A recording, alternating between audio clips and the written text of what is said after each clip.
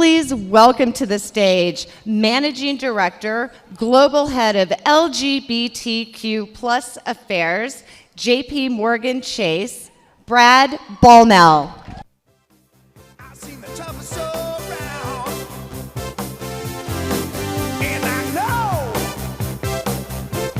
Just how you feel. You got to roll with the punches.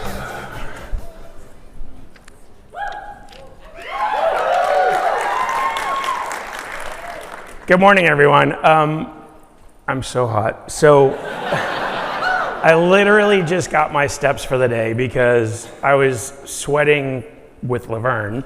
And then I came over to realize I forgot my speech for this. So I ran back to my room and ran back and all of that. So it's lovely to be here with all of you today. Lovely. Thank you. Thank you. And I hope everybody enjoyed this morning as much as I did. It was phenomenal. And yesterday, it keeps blowing me away when I'm here. So thank you all for joining us for this session. For anyone who doesn't know me, how did you miss this morning, first of all? And you missed a really good plenary. But Brad Baumel, I use he, him pronouns, and I'm the global head of LGBTQ plus affairs at JP Morgan Chase. I've been there for 30 years. I've been in this space for 25 as a gay job. And then 2.5 years ago, we got oh, thank you, Sam. No, it's good. That is super sweet. Oh my God. And then 2.5 years ago, we stood up 7 global centers of excellence with full-time dedicated teams to focus on all of the underrepresented communities. And ours, as I said this morning, isn't a monolith. So for those that heard me speak in the plenary this morning, JP Morgan Chase's commitment to developing trans and non-binary leaders. And one of the ways we're committed to developing trans and non-binary leaders, period.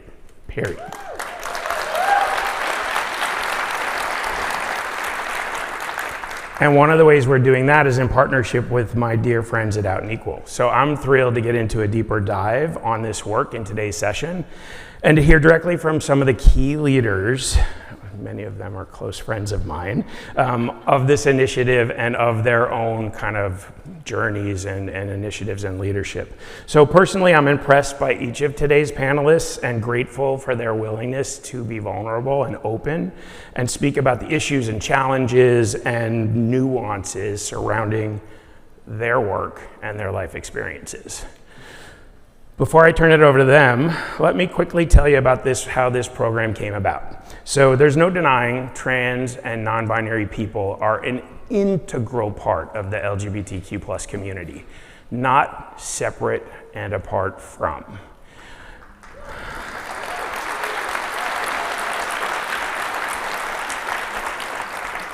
Sadly though, there's also no denying that there is a lot of really bad stuff happening to the trans and non-binary community. They face challenges today that the rest of our community aren't facing, or at levels and amplifications that are so different from the rest of us. And you heard me say none of us are good enough yet for them as allies. So we need to remember that. You might think you are, but you're not. So turn it up. So many companies remain ill-prepared to create the policies and practices that we need to support trans and non-binary leaders. And for those of you that have, I challenge you to look deeper. We look deeper. We spent time with organizations who were very open with us about transgender benefits. And we realized through that we weren't doing good enough. So we did better. That is good. Far too many trans and non-binary people don't have equitable access to jobs. They aren't sufficiently mentored or worse yet, sponsored or given equitable opportunities to advance in their careers. So almost 3 years ago, we set out on this journey with Out and Equal, beyond the journey we were already on at JP Morgan Chase, to develop trans and non-binary leaders from the ground up. Since that time, our investment has supported increased access and representation for transgender and non-binary leaders at Out and Equal, and there's a record number here.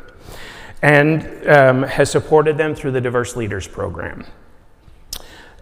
Out and Equal also launched the Trans and Non-Binary Peer Network and engagement groups with support from our sponsorship and grant, bringing in participation from over 280 community members over the course of the last 3 years. That deserves it.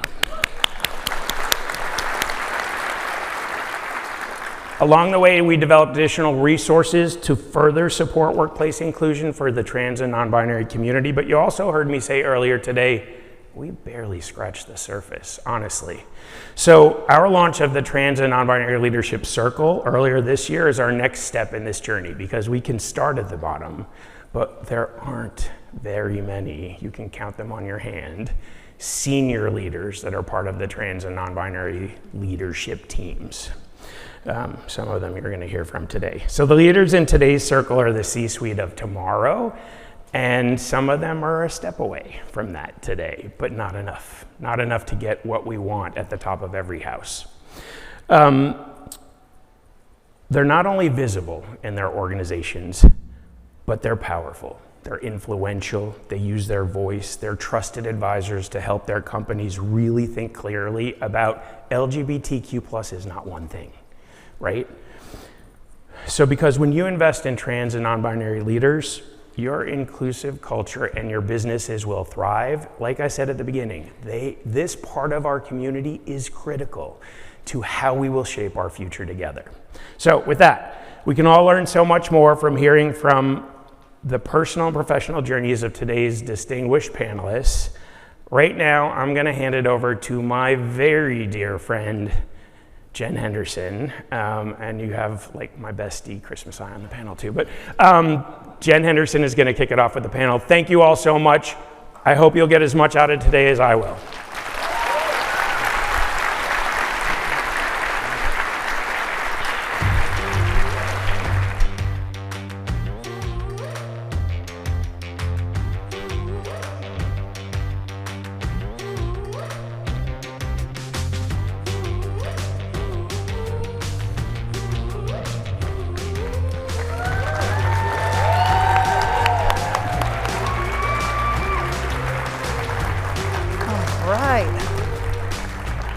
Hello, friends. How you doing this morning? Okay, a little. Come on. Bring the energy up. Thank you. Oh, stop. You're too kind. I'm Jen Henderson. I'm a vice president at TD Bank, where I'm in charge of core systems there. So I'm a technologist. Been in technology for 35 years. I've had a couple of companies I've started and sold. I've worked for several Fortune 500s, and I am also the proud parent of 3 amazing kids and a wife of 22 years. So, thank you. So I'm going to have the panel actually introduce themselves, but I'm going to make it even harder. So introduce yourselves, your role, a little bit about yourself, and one word only, you can use a hyphen, that you would describe your leadership. All right, I'll jump right in. Hi, everyone. I'm Beck Bailey. My pronouns are he and him. I'm the Global Chief Diversity Officer for Accenture. Hey. And a little bit about me. I live in Los Angeles with my partner, who is the Chief Program Officer for the Point Foundation, which gives scholarships to LGBTQ college students. So shout out to Point. And I didn't know what word to choose, but I ran into someone who used to work with me at the Human Rights Campaign last night, and I said, give me a word, and they said, holistic, and I liked it, so I took it. Very nice. I like that. Yeah. So, first I just want to say, look at this gorgeous crowd. Yeah. Look at this. Hello, everyone. My name is Chris Messiah. My pronouns are they, them. I work at JP Morgan. I am an executive director there. I work in product. That's what I do by day. And I've always been saying I'm a gender expansive avenger by night, because I fight all day long for us. I co-lead the Gender Expansive Council in JP Morgan. I have a few other hats that I wear, but one of my newest hats is I am also a member of the board of directors of Out and Equal. Correct. I am also a parent of a, I would say child, but he's a grown man now. My son is on the spectrum. I also am the parent of a 4-legged French bulldog who is, he's got me wrapped around he's also bad. It's really bad. I'm also a Navy veteran. And one word, so I too didn't know what to, and I'm gonna be honest of why I didn't know what word to describe my leadership is because I was always given the understanding that the term leader is given to you, right? And so I needed someone to give me one word, and my good friend said authentic. Yes.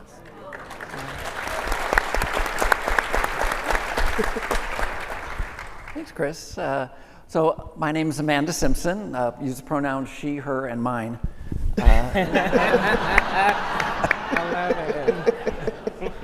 I'm the Vice President for Research and Technology for Airbus.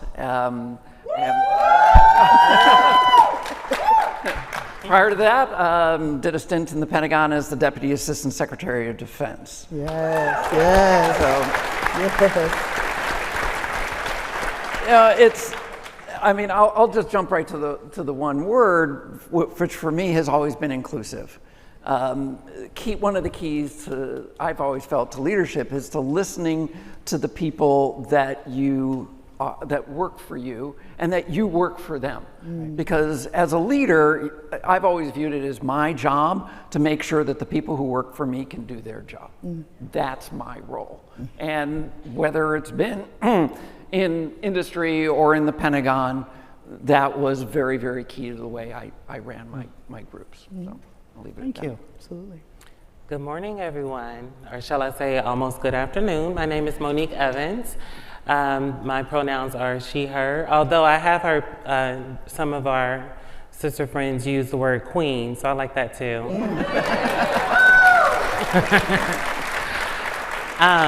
A few things about me. We're here to talk about, what the topic is, but I also like to introduce myself in terms of a person, a human. I grew up in Cincinnati, Ohio, the Midwest. And thank you, I appreciate that. I currently live in Texas. This month, I celebrate 20 years in Texas. I also celebrate over 20 years in finance. And I started off in Cincinnati. And I will say my connection to Chase, and thank Chase and Brad and everybody involved for orchestrating this. Thank you, Out and Equal. I actually was an employee of Chase, taking it back in time, 2004 to 2006. Chase was my first primary job, permanent job in Texas. I had a wonderful experience. I will say that I have transitioned after Chase. I am openly trans. I've been openly trans for well over a decade.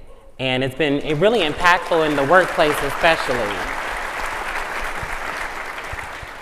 So with regards to my job, I operate in a hybrid capacity. For the last 10 years, I have balanced commercial finance as well as leadership with regards to DE&I in terms of ERG engagement. Also, when I was at Wells Fargo, supporting the transgender engagement chair on the committee. And a few other things. I've been a board member. I'm currently a board member for a local nonprofit in Dallas, Texas, Resource Center, if anybody knows about it. Yeah. One thing that I will say, and I want to talk to the people, we're talking about leadership, right? I want to talk to the people who may devalue or don't understand their value, the people who downplay what they have to bring to the table, whatever, their role is, in whatever capacity that you serve. I want to talk to the people who are shy, who play small, the people who masquerade, the people who cover. I am an ambivert. I didn't realize that until maybe a few years ago. I grew up very shy. My mother and my father really kind of like forced me to get out of my shell and just, you know, really tackle a lot of things. But it was in business that really forced me to see things differently. And yes, there are times where the introverted side of me comes up, but I have to push that to the side and be vocal and be a representative in many different ways and be a leader in many different ways. So I just want to encourage anyone out there who has shied away from leadership to know that it is possible, regardless of your personality. There's ways to get around that with mentorship, as well as just plugging into resources and people who support you in all facets of who you are. And so my word, convener. Ooh, nice. Very, very nice. Thank you. All right. Well, we've obviously got an incredible panel here. I'm going to learn a lot. I know that's for sure. So I'm trying to figure out what the best place to start is, and I guess we'll start small and work our way out a little bit. So one question that I would have as an audience member here would be like, what was it? What was that leap? What was that help that you received from somebody else, because you can't do it by yourself, that allowed you to be handed the title of leader? You know, the way that I lead now and the confidence that I have now, it was not always here. As a matter of fact, it's quite new. I know it's hard to believe, but it is. It's quite new. My first summit in 2019, I was timid, and Brad's known me for quite some time, so he knew this of me. But like, so people like Brad and individuals like Jill Jensen, who works at JP Morgan, and Larry Holodeck, who works at JP Morgan, they knew me when I was a baby at JP Morgan, right? When I was an associate. And, you know, just happy to be standing next to a managing director, like, right? And I remember they had said some things in different times that they saw something in me. And I was like, what? Because I look in the mirror all the time and I don't know what you see. And it was a turning point during the pandemic. I feel like a lot of us had this turning point, right? We're all sitting around, a lot of us by ourselves, and we don't have nothing else to do but think. And that was you know exactly who you are, because you really can't be a true leader unless you really hone in on who you are first. And I was like, I know who I am. Why would I let anyone shake me from that, right?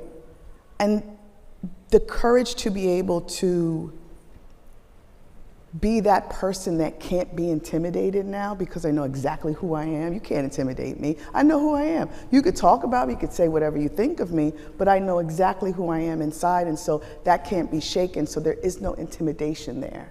And when that happened, I really wanted to, there was no thought of, I want to be a leader. I was like, I want to make sure other people feel this way too, right? And then I was like really thinking about my career and how do I do that?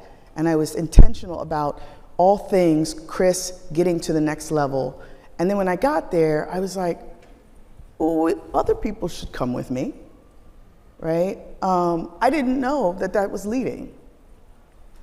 And then I had felt a certain kind of way. I had some discriminating times, and I didn't want anyone else to feel like that. I said, well, I got to do some things to make sure that doesn't happen. And it wasn't until someone said, we look up to you or we follow you. And then I said, okay, someone is calling me a leader. Now I have a different type of responsibility. Mm-hmm. And that is something that is completely different than the responsibility of all things you. Because now you're in charge of other people, whether you like it or not. people have told you they called you a leader, that means that some of them are following you. And now you're responsible of where you lead them. And that could be a good thing and a bad thing. So you have to think very, very, very deep and intentional about the steps that you make before you make them. And I learned that through some of those people who called me leaders or said that they saw something in me. Because while I was watching them and their leadership skills, and maybe pulling some of that from each of them, they were watching me grow into the leader I was becoming. Thank and you. that's kind of my answer on that.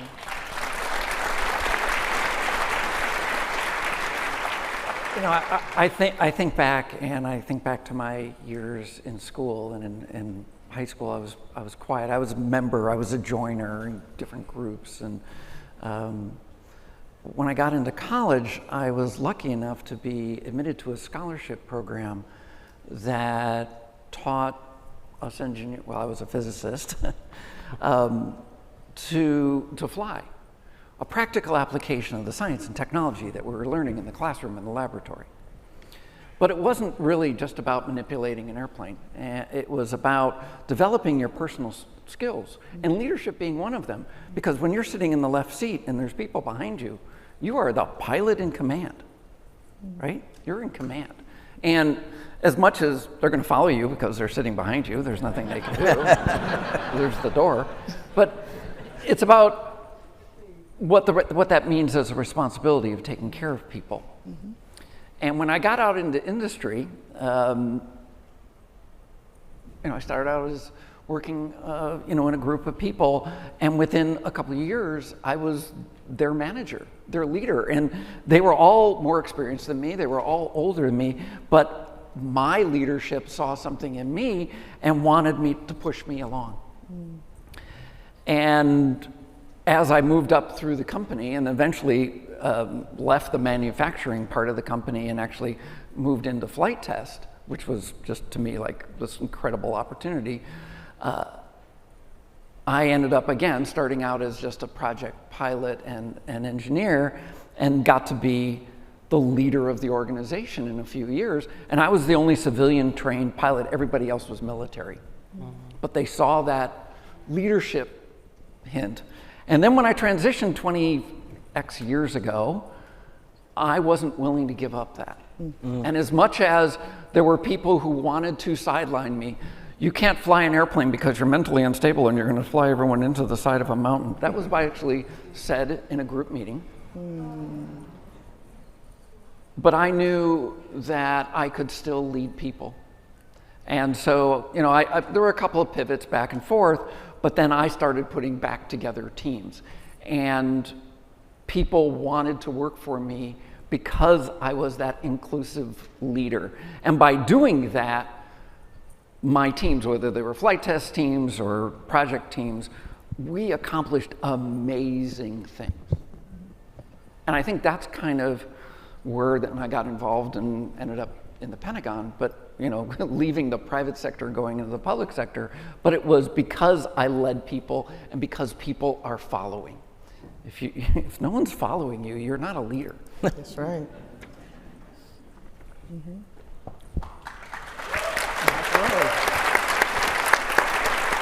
So there, especially when you're working for a Fortune 500, there are a lot of consultants. We're dirty with consultants. They're everywhere, except our loved one consultants. Anyways, and one of them that always shows up is like that executive coach. Hi, I'm here to coach you. And one of the big things that they talk about is executive presence. Yeah. How do you walk into a room and everybody knows that's an exec, boom, boom, boom? Can you talk about a little bit how your being openly trans affects your presence as you walk into a room and somewhat take command of it for a purpose?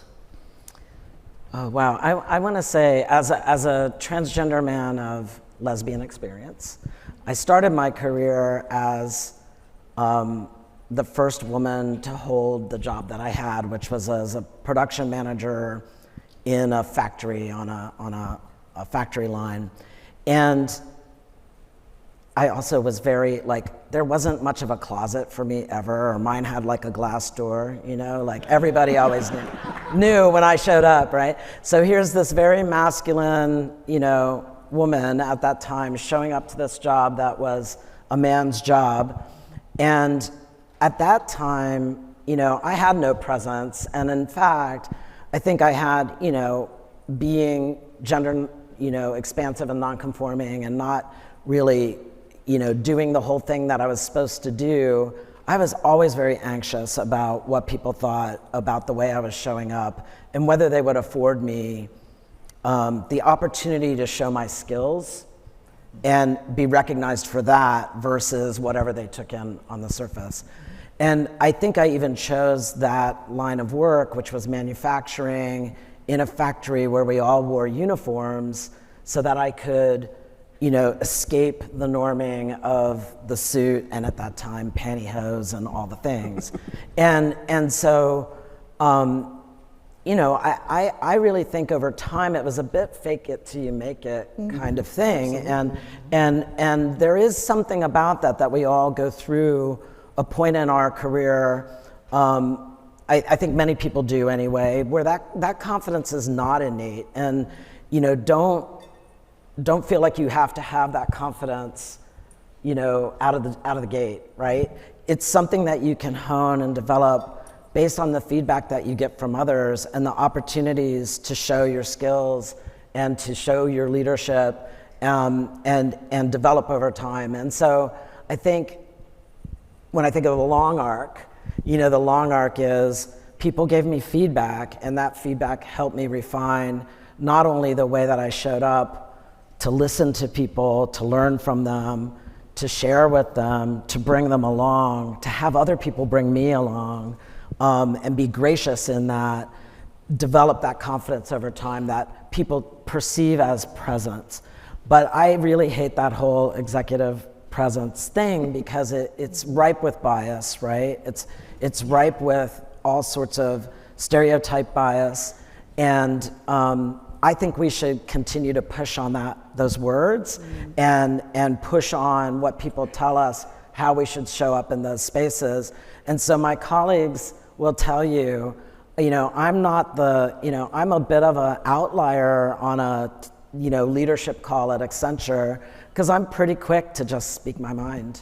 And, you know, my executive presence is a little bit in your face, and that's okay, you know, and that's how I've cultivated that. That may not work for everyone, and it certainly breaks a little bit of, you know, the stereotype of it, but that's what works for me and how I've cultivated that. Thank you. Thank you. Nick, you want to answer?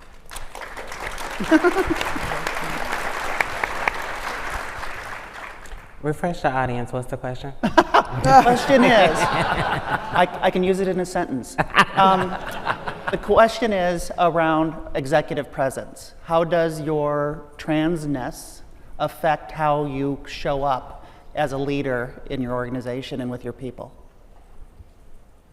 I like the question. It definitely causes me to realize that, you know, my response obviously is individualized based on my perspective and my situation. Again, I live in the South. I live in Dallas, and I tell people a lot that a lot of people ask me, how are you trans and you live in Texas? And it's been 20 years. One of the things that I've experienced from my perspective is that it's a little bit easier when you present in terms of your gender expression is related to the binary. If people are able to just look at you and glance and just be like, oh, okay, that's a man, that's a woman, da-da-da. Regardless of however you identify personally, they just need to be able to just, you know, assume, and they don't want any confusion. I think that the gray area is in different ways with regards to my perspective on where I live and where I come from. How does that show up, and what does it look like for me? Personally, I had to go through my own journey, and leadership to me is, listen, we've all had leadership demonstrated and modeled to us in various different ways, and most of it has been associated with this idealized version related to, you know, a white man, and however that shows up, right? And it's been changed and modified in different ways. But for me, one of the things that I had to do was take an introspective look and determine who I am for myself and how I'm gonna lead myself in the world. And there's been a lot of times where I operated in a very unintentional way. So I will say that in many times I just got lucky, right? And I can admit that. There's been many positions that I got into and not realizing how lucky I was and the full scope of what it was that was being handed to me. I will say that my intentionality has really dialed up within the last like 7 to 10 years because I got purposeful. And again, I had to hit that reset button on what leadership looked like and how it was modeled to me. Yeah, maybe taking bits and pieces, but not taking the full plate. How do I want to adjust this to my life, to who I am, and how I want to show up and be demonstrated in the world, not just for other people to consume me and, you know, exchange and interact with me, but more so, how do I feel about myself at the end of the day? You know, do I respect myself in terms of how I engage and how I operate? And that takes new modeling, and that takes adjustment. And I'm a firm believer that you have to play to your audience, whether it's speaking to someone or whether it's actually being a people leader and understanding who are the people that you're leading. Or sometimes you're a leader of a product or whatever it may be, but you have to take into consideration what it is, because one size does not fit all. And I understand that, you know, people have these models that are familiar, but what it really takes is resetting that model and making it adjustable to the circumstance. My transness is something that here recently I really don't necessarily discuss a lot. I consider myself to be out, but I'm in an environment where it's really not an issue. There's other things that are issues, right? So I'm thankful for that, and in one way it's like a catch-22. But it does still shape my lens and my perspective on how I see the world, and it actually allows me to give grace to other people. And as a leader, it allows me to, I feel, be a better leader for other people. Because I'm compassionate and because I show up vulnerable to an extent within the workplace as best as possible. And I'm understanding. And I'm focused on the mission, whatever it may be, whatever the goal point is that we have. And I think that there is a way to balance all of that. We can be authentic and we can still get the work done. Yeah, that's real. That's real. I think when you're able to be yourself, and authenticity, right, is it allows for you to lead in a way that is thoughtful and empathetic, because you have been in places where there were trials and tribulations, right? And I think that when you can be yourself, right? When you can fully just say, okay, now we've handled that, I'm me, what's next? You can see your leadership almost in a way of, you said this word and it just keep ringing in my ear, purpose. Yeah.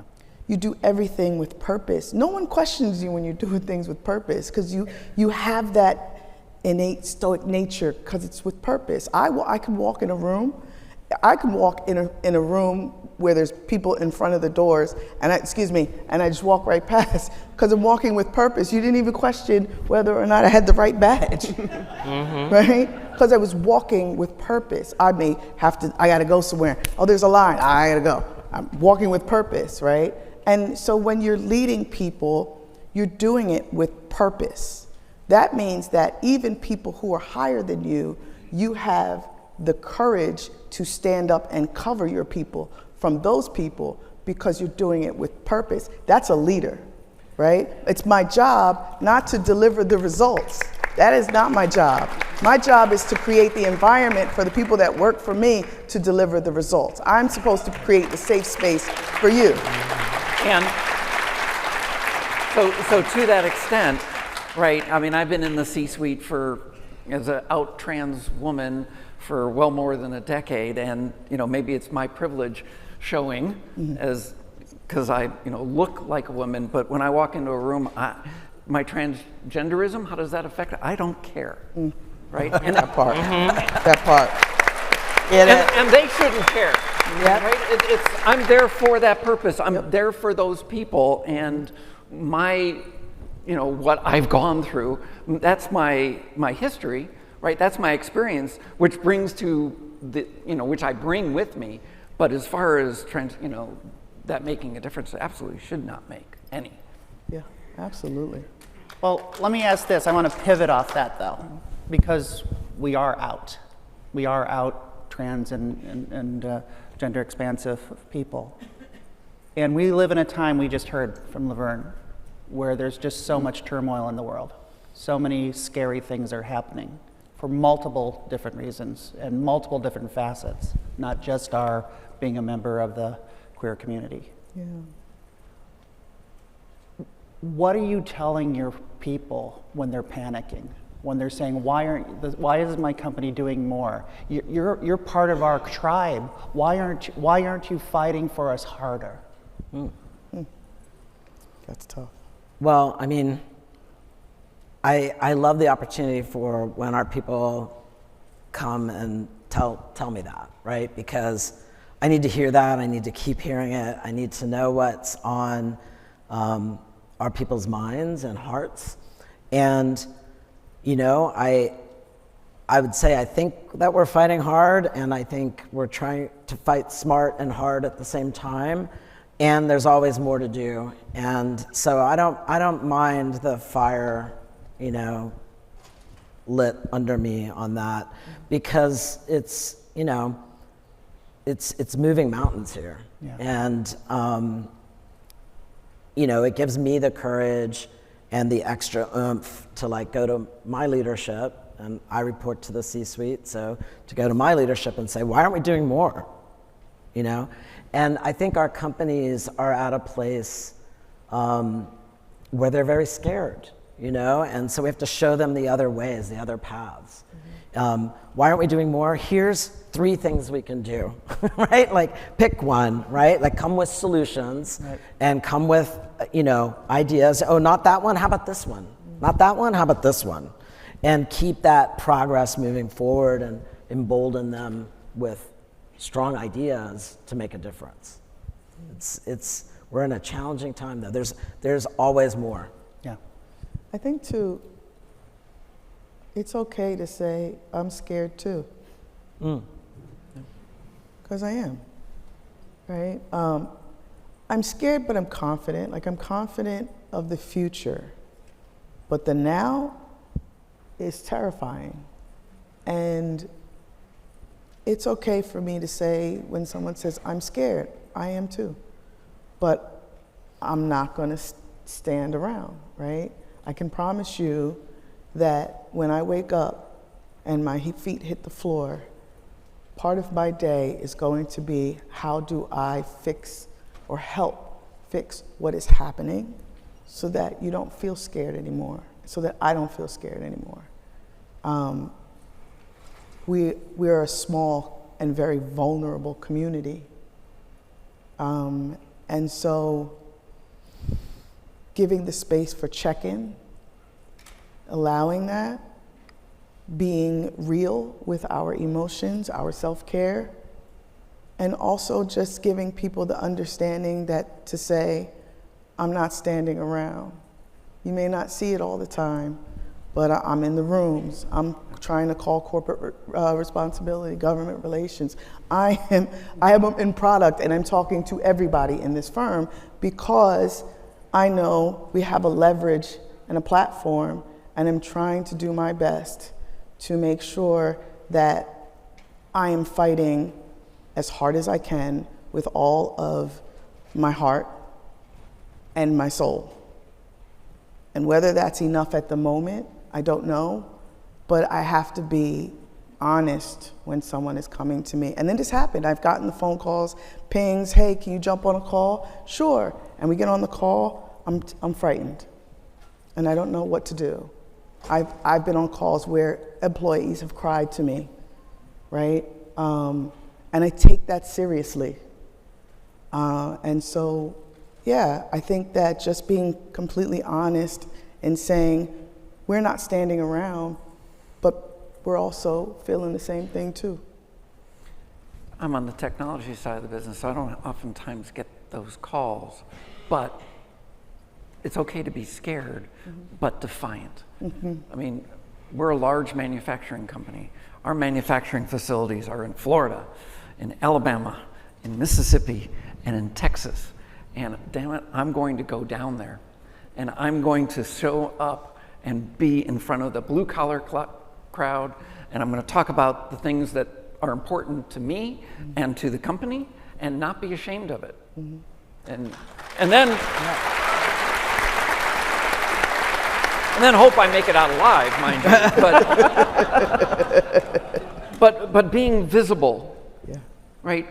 Being in the face of the adversity, being out there and saying, I'm not willing to go by these arcane and obscene rules that you've put in place because I value myself, and damn it, you all should too.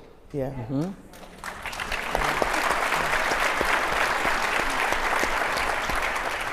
All right, we've got the most beautiful crowd in the world out here. So before we go to questions and answers, I'm going to hopefully pry some gifts out of you guys. Okay.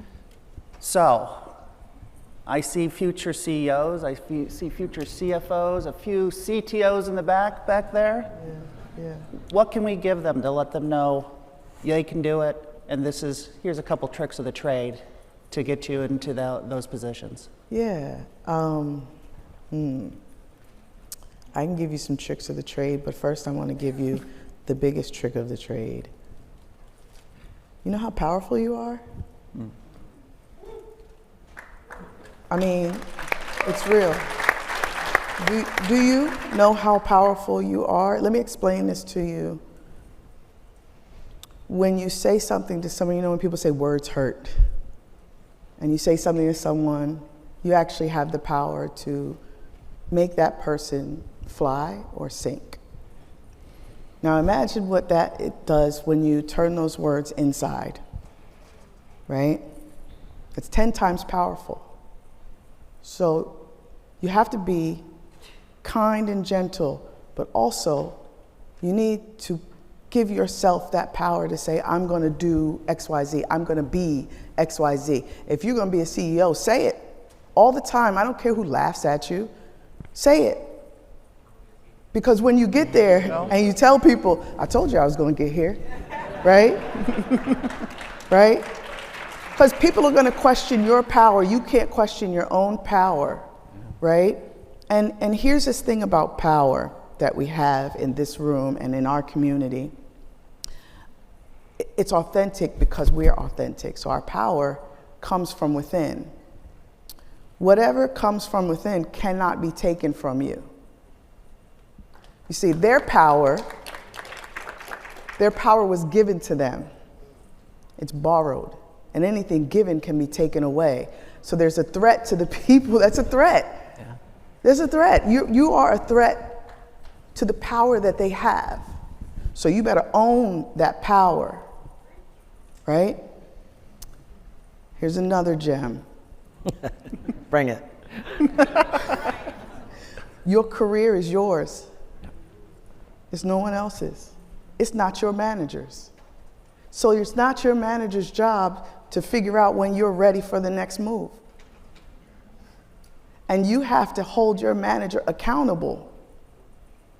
So when you speak to your manager in your one-on-ones, you better go in there with a pen, a paper, you better write down a date and time and the person that you met with, and make sure you tell them, I'm serious about my career.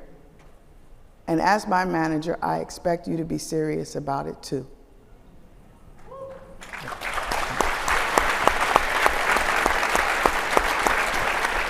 So it's an interesting combination, right? These opportunities aren't given, but they're also not just earned. So it's looking out for the opportunity. We come out of school or wherever and we set our path, and here's our goal. This is how we're going to get there. But along the way, we find detours or obstacles, and we either stop and try to figure, and because we can't get any further, or we try to find another way. We go around the obstacle, we go over it, sometimes we go through it. And sometimes we find out that there's another path that doesn't get us to our goal, but maybe it's even a different goal. And you know what? That might even be a better goal.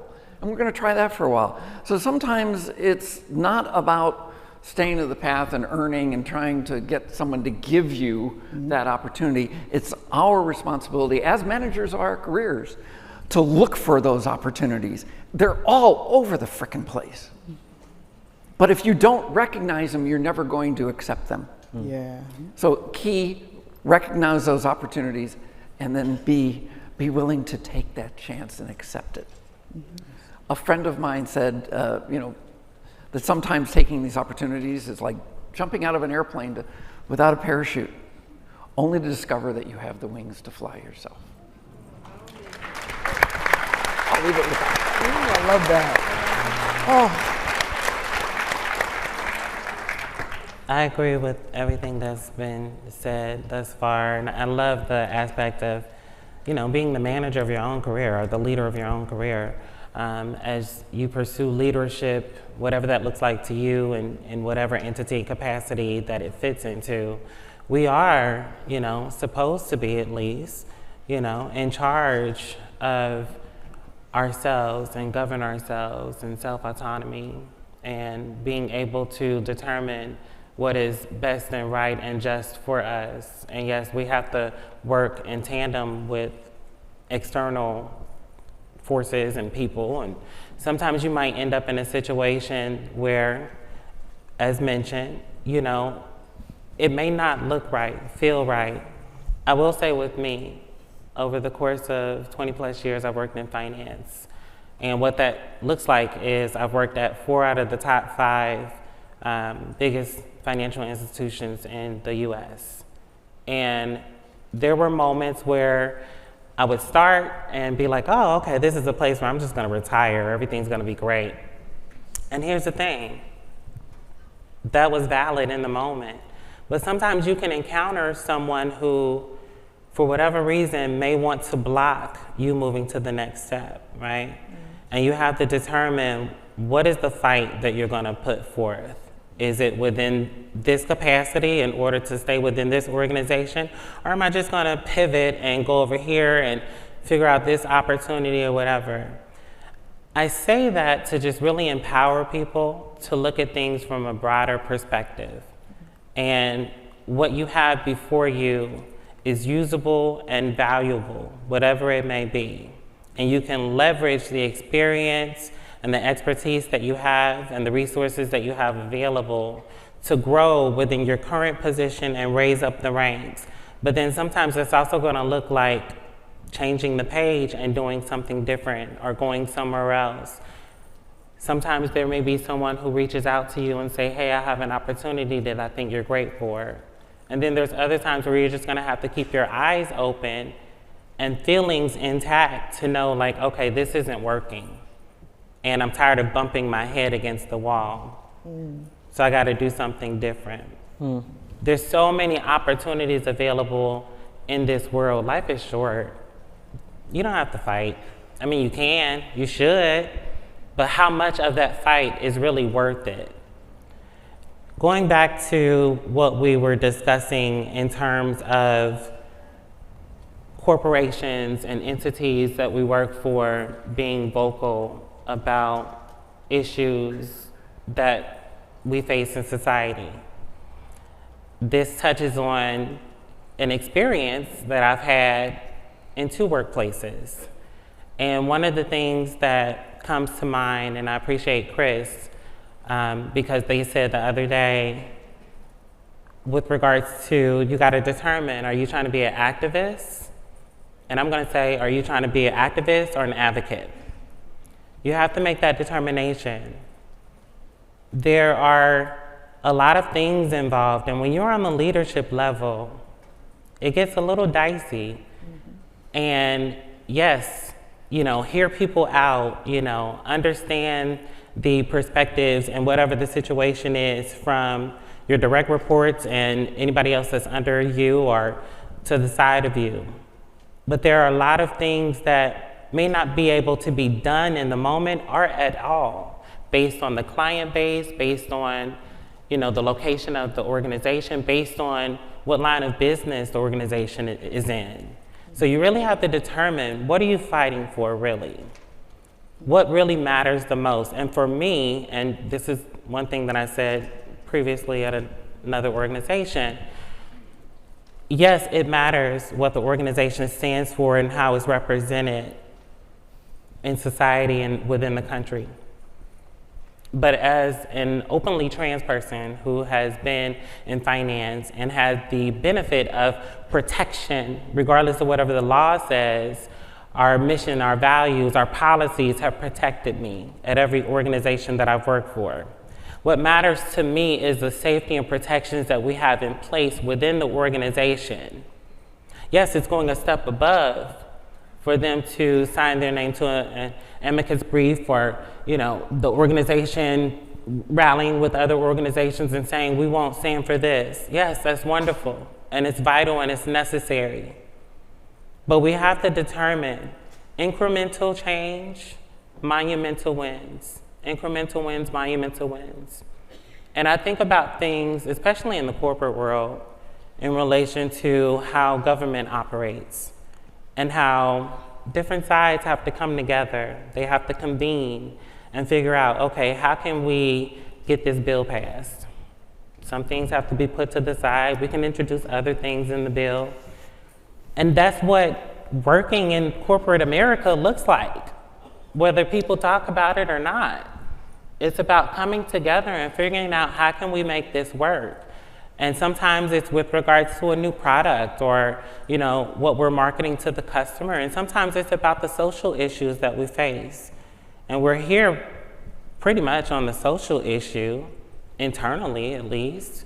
And we're giving a new face in terms of what leadership looks like, and also what, individual contributors look like.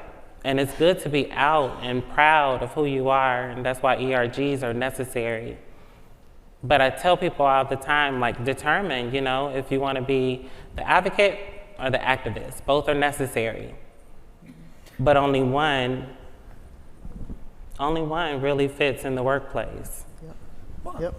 I'm going to add to that, because I kind of agree but also disagree. Because we have a responsibility within our workplace to have those policies in place to protect our employees, but that's only while they're there. We live in communities that extend beyond the footprint of our facilities, and we have a responsibility as corporate members of our society to change and make sure that our employees and their families are safe when they walk off the property. And whether that's advocacy or just getting out and saying, this is important to our company because it's important to our employees. As leaders, we're responsible for the people who work for us. Mm-hmm. And as we go up the chain, we're responsible for more people. And at the top, we're responsible for the corporation, and the corporation's responsible for everyone and and literally, in some cases, particularly when I was with the military, their families are part of the community. And so understanding the policies that have to be in place, internal, but what we need to press for, external. We've heard that people are leaving states because the policy is in place. That hurts businesses. You can't find employees when they're moving away. So it is the responsibility of corporations to stand up and make a point to their legislatures, to their community leaders, that this is not good for the environment of their employees and for their corporation. I don't disagree. But what I'm talking about is striking the balance. And also I'm talking about the experience that I had that I'm not going to go into detail about. I support Lambda. I support the ACLU. I support them in donations. I support them in partnership. I agree with what you're saying, but there has to be a balance. And as a leader, we understand that. I think when we talk in terms of advocacy and activism comes with force. It has to. And advocacy comes with support. I can fight as an advocate, but if I walk in a room full of CEOs with force, my message will not get across as well, right? And so this is where we say the difference between activism or being an Jesus. We're with you. We're with you. Being an activist and being an executive. You cannot be an executive and an activist. You can't. The senior leaders aren't going to listen to what you're trying to get across. Not only the senior leaders, your corporate responsibility isn't going to understand, your government relations isn't going to understand, right? I have to walk in the room and be able to, in a business way, explain why it is important for you to put the words transphobia and homophobia in a sentence instead of discrimination, right?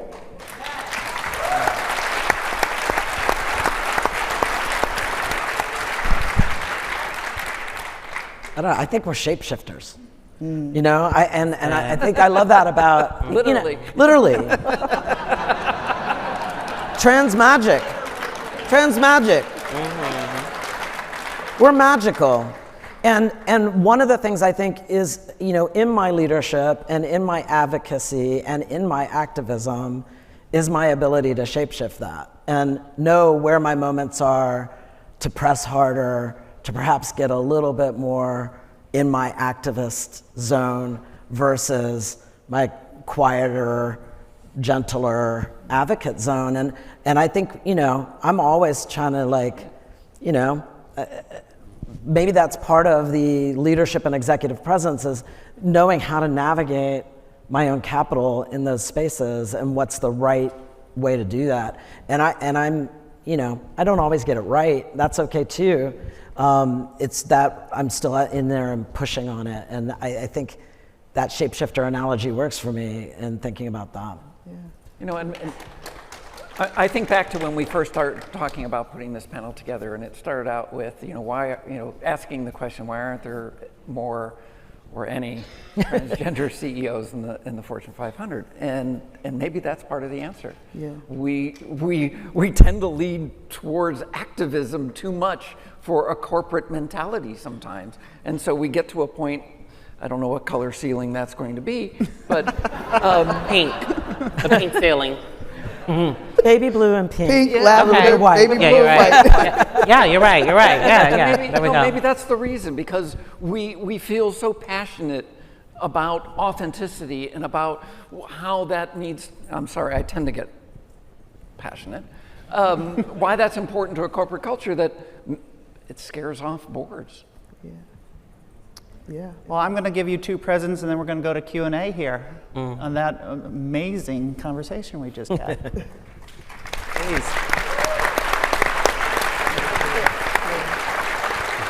So my two for you, really quickly, is learn to be a public speaker. Get comfortable in front of groups. Yeah. You cannot show your value unless you can communicate your value, and these folks have absolutely communicated their value today.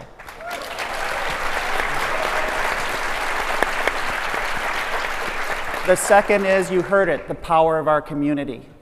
Become members of your ERGs, your BRGs. Not just the LGBTQ ones, other ones. The intersectionality is so important. And for you, as a tip, remember, quite often when you're in a large corporation, the only people you really know on a day-to-day basis are the people that are around you in that team. Yeah. ERGs and BRGs allow you to break out of that paradigm. Mm-hmm. Yeah. Make sure that 2 years from now, somebody goes, you know what? I met somebody at that ERG, BRG. She was an incredible technologist because I asked her what her day job was. And now I want to work with her. I want to work with him. I want to work with them because I know of the passion that they have. And now that's another opportunity to expand your influence and your visibility inside of your different companies. So those are my two things. So we have, according to the clock there, about 30 minutes, and it's a large group here. We are open to answering questions, hearing some commentary if you like. Do we have the microphones? How are we doing this? I'm sorry, I haven't done anything in this room this whole conference. We have microphones. Awesome. They'll come straight to you if you raise your hand. Hi everyone, my name is Frankie. I work for EY. Thank you for being here today. My one question is, wholeheartedly agree on having to be an executive at one time and picking the battle between executive and activist, right? How do you articulate that to someone who's just joining the workforce and it's almost demanding from company and their leaders to be the activist, to flip tables, to burn it to the ground and just ask for change today? I think sometimes there's a little bit of difficulty, right? And I don't know, explaining to them how it all works. So just wanted to get your thoughts on that. You know, we had a great conversation earlier about executive presence when you walk into a room. And I think it applies here. When I oftentimes go into a room where I may be leading something, but none of them know me, I will go in quietly and listen. Because I want to hear and feel the room, hear what the issues are, not necessarily make my presence known. And so someone coming into a company, change comes from inside a company, doesn't come from outside. So if someone feels that they're going to join an organization to change it, whether it's work or any other organization, that's a fail. You have to become part of the team to help move the team. So yeah, corporate environments are going to be a little different, but you have to learn to be part of before you can really start to, turn the heat up a little bit. And turning up the heat at the appropriate, amount on that stove. So. Yeah, I agree. Don't want it to boil over too quickly. I agree with that is exactly what you should do. And I'm an advocate of saying when I'm new to a space, I'm not going to just take over the conversation. I need to listen. Yeah. And I might spend a few meetings quiet, just listening. Oh, you haven't said anything yet, just listening. Because I'm listening to not just what's going on, I'm also listening to the problems. That maybe they don't even know is a problem. The more you talk, you can hear the problems. You can listen to this, the more they talk and you're listening, you can hear the problems. You just have to listen, and then you can say something. I think listening is an underrated skill. Absolutely. Yeah. Listening and comprehension. I will say that.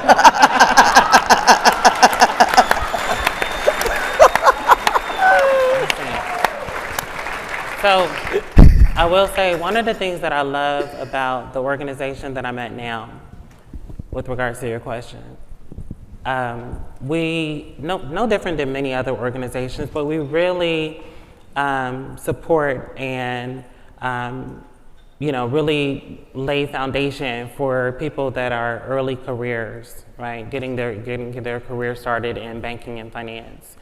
And so, to your question, I think it's vital as a leader in whatever capacity, maybe even just a direct manager or whatever, to harness that passion that person may have and be able to, channel it appropriately at my organization. And depending on what the passion is and what it's related to, whatever the circumstance may be, sometimes it'll just be a situation of, that's a great idea, you do it. Present the case, present the business case, figure out a model to, how can we enact this, whatever the circumstance may be.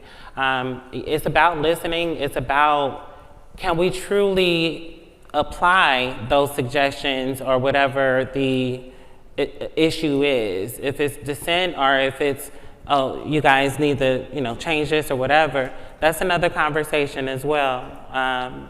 But there's always room for growth. And as a leader, I think that, well, first of all, as the person who's making those suggestions, whether they're early into their career or usually sometimes people who have been around long enough to see, okay, this is not working.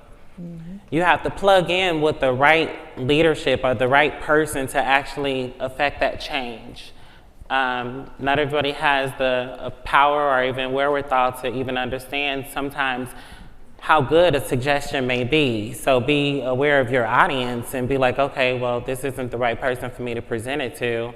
Let me present it to this person. But it also takes the business case, because at the end of the day, what are we talking about here? We're talking about capitalism. We're talking about organizations that are focused on the bottom dollar, you know, the revenue. And yes, we want to have resources available that make our lives better working there, because Lord knows many of us work, you know, 40, 50, 60 hours sometimes, 70 hours sometimes for me at my old job. But again, it's about striking that balance and recognizing that, you know, there's always going to be ideas that are shot down, and it's just like, how can it be presented in the best way? And it's the responsibility of leadership to take that into consideration and figure out, is the change applicable now, or is it something that we can plug into the strategy planning going forward? Thank you. We have another question? Over. Oh. Hi. Sorry, that is very. Okay. So in his opening remarks, Brad mentioned something about a leadership circle, peer networks, et cetera, to develop careers, to develop a pipeline of leaders, trans and non-binary leaders at JP Morgan Chase. I was just wondering if any of you could speak a little more about those specific programs, just at a practical level. So just to be sure, that's in cooperation with Out and Equal. As a board member, I have to remind you all. And I believe we have a JP Morgan Chase person on the panel. Yeah. Let me just be clear, that's my baby. It was a thought that I had with Jen one day about how do we figure out how to create a space to develop more trans and non-binary executives. It's like we were thinking of, if there's not enough of us, what do we do? Do we go on tour and talk to the CEOs about there's not enough? Or can we do something where we're actually helping to create more of those, not just leaders, but executives, right? And so it was very intentional for us to develop a program to, one, help them have the conversation. You know, a lot of people are like, I don't have a coach. None of us do in this, and there's so few that we have to figure out, how do we help, right? And I had to really take it back to what people were coming to me and saying. And a lot of that was, I don't know how to have the conversation with my manager, right? Or my manager's not taking me seriously. Okay, so now we have to figure out how to teach you to get there. At least have the conversation, right? Another thing is, I don't have anyone who would stand up for me, who would speak for me when I'm not in the room, right? You have to have that, right? We don't have the privilege of being, I'm just gonna be candid, right? Being a cis white heterosexual man in corporate, right? And so we have to have people speak for us where we're not in the room. And so we need to figure out, how do we get them sponsors? It doesn't have to be sponsors that are trans and non-binary, but these should be sponsors that are allies or even queer, or just could speak in a way of, this person deserves to be there, right? Those were some key, please, go. Oh, I just want to build on that. Can I build on that? Yes, please. So, Please. where are my cis people at? Yeah, where are my cis people at? There they are. Hey. So my allies, my cis allies, I'm telling you, you got to do more. And here's, I know how we got to where we got to, but here's where I feel like we are. We have had to educate you on our experience, and it is dark, right? We've had to tell you about our trauma, our suicidality, our unemployment, the violence, and we've had to shout that a lot. And that's to get exhausting. you to hear us. Yep. Now, What's happened in some of our allyship is full of that empathy, but it kind of stops there. Yeah. And so it's like, hey, you know, Beck, gosh, he's got an incredible story. He's so brave. I want you to say, and have you seen that guy with an Excel spreadsheet? Dude's like, he's a god, you know? Or, and have you seen him in front of the client?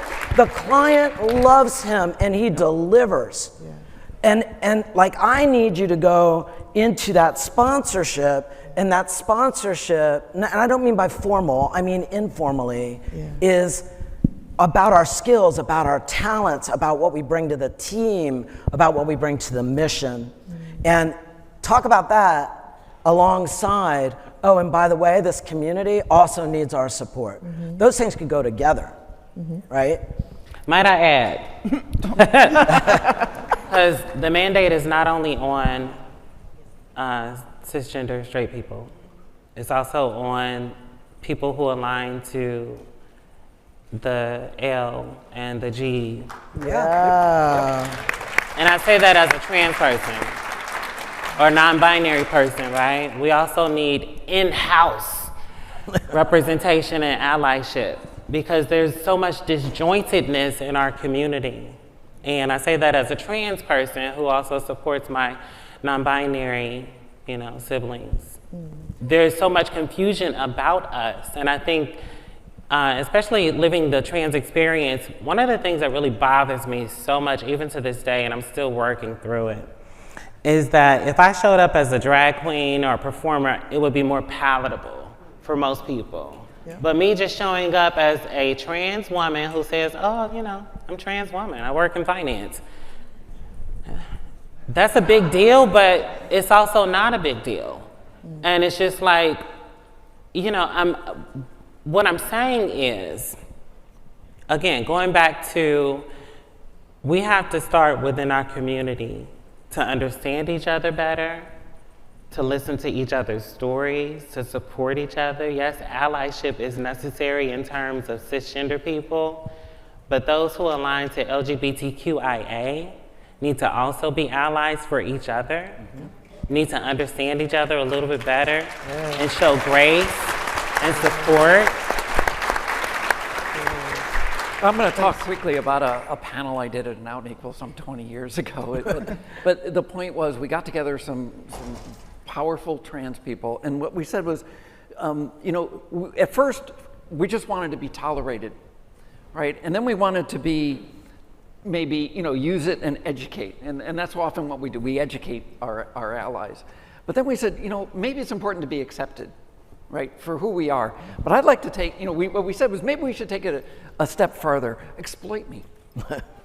And what we meant was, look, if you're a trans person who's successfully transitioned, particularly in the workplace, think about the obstacles they went through. Think about the personal and family trauma that you went through, and somehow you came out the other side a whole person. Yeah. And are these not the skills that you should, in a workplace, that you should endeavor? These are entrepreneurial skills. These are leadership skills. And so as a corporation, we should be exploiting those capabilities in trans people and pushing them up the leadership. Yeah, and you line. can pay us too. Yeah. Well, can we use a better word than exploiting? You know, really leveraging, you know, what people are bringing to the table. I don't like the word exploiting. Well, because I've been exploited. I don't like it. All right, we had one almost got handed a mic over there. There you go. Hi, I'm Patrick Smith. I use they, them pronouns. I am non-binary. Thank you, thank you, thank you. It is so impactful to see all of you executive leaders on stage showing us the way. Thank you. Thank you. I also want to say, I had a question. Oh yeah, oh good. Thank you. And thank you, we're all leaders, right? We are all leaders here. Everyone who's shown up this week is a leader to me. Here's my question. Okay. Here's my question. Chris, I'm gonna go back to something you said earlier with respect to how you can use your presence to enter into that space, to enter into a room, to push people out of the way even. Other people who mean to do us harm do the same thing. As leaders, how do we counter that, if that's the right verb? How do we work with that, with them? How do we advocate? I'm not supposed to. No, you are. Now you Okay, understand. here we go. So, when I transitioned in the workplace, I was in marketing. We were an agency, meaning that we are at the beck and call and service of our customer. And I was welcomed, did some great work for them. We did a Trans 101. I sat in the back because I was not supposed to teach it. And one of the questions that came forward was, so one of our customers, what happens if they don't want to work with Jen now that she's transitioned? Because they knew her before, now she's different. What if they don't want to? And I stood up. I was like, wait a second, I'm going to answer this question. I'm going to absolutely answer this question. They don't have to work with me. I won't like it. It'll hurt my feelings. I think they're stupid if they don't work with me. But that's their choice. That's absolutely their choice. And then somebody in the crowd also went, well, what happens when somebody who works here doesn't want to work with Jen? And my boss stood up, and he said, well, there's other places you can work.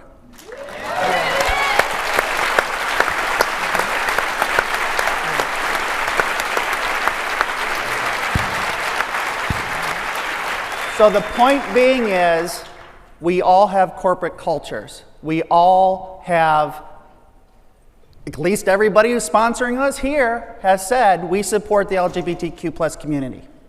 Hold it accountable. Make sure that when things happen, you raise your voice and say, isn't that against our values? Isn't that against the community that we serve? Hold them responsible, because they made that promise to you as an employee when you came on board that this is what we do. Similar experience, and both sides of that.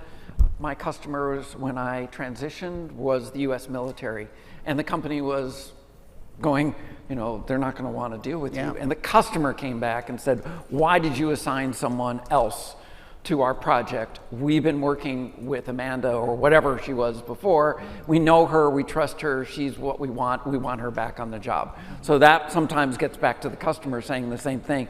And then on the other side of it, I had a director who then said, well, there are people who don't want to work for you, so we can't give you any more work. And I don't want to work for you, so you shouldn't be working for me. And the vice president of the company said, guess what? You're no longer with the company, and fired the director on the spot. All right. I'm so sorry. We're getting really close on time here. I have this person in the front row in the aisle. You've had your arm up like literally half an hour at this point. I don't know how you did it. Thank you. I appreciate that. Turn this on? Okay, great. So my name is Morgan Holiday, and y'all may remember me from this morning. Thank you. I just wanted to point out, and I have seen this everywhere I go in a corporate environment. Everybody focuses on trans people and transition. Not all of us transition. I'm gender fluid. I flip back and forth on a daily basis, sometimes more. There is more to being trans than transition. And companies have to support this. It has to be in your educational materials. It has to be in your policies, that it's okay if an employee wears jeans and a t-shirt one day and a skirt and blouse the next day. And it's okay if they use the men's room on Monday and the women's room on Tuesday. Yes, And it has that's right.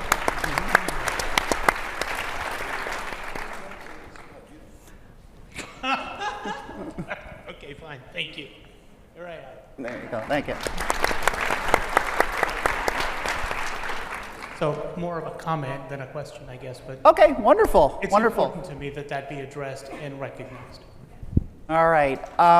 Like I said, I am so sorry to everybody who's holding up their hands. We'll be available. You can find us. I just wanted to leave this really quickly with you to close this up. The question is, at the very beginning. Why? Why did we want to do something like this? Why is JP Morgan stepping up to help? It's my own personal opinion, so don't, it is what it is. The reason that our community is targeted is because we are vulnerable. And I'm telling you, the folks that you see up on this stage, even the folks that are in this audience, are in a point of privilege. Our population, our community does not have the same lived experiences that we currently have the ability to fly down to Orlando and meet with our family down here. Yeah. Go out, use your power, pull more people in. If we can get more money in pockets of trans people, if we can get them more into politics, into leadership positions, we're no longer a target. Yeah. Because we're not vulnerable anymore. Right now we are. Yeah. So get us out of that vulnerability, and I guarantee you the conversation will change. Yeah. I have a really, someone once told me, if you don't have a seat at the table, you're probably on the menu. Correct. So thank you everyone for your time. Thank you so much. Please enjoy the rest of the conference. Thank you. Thank you.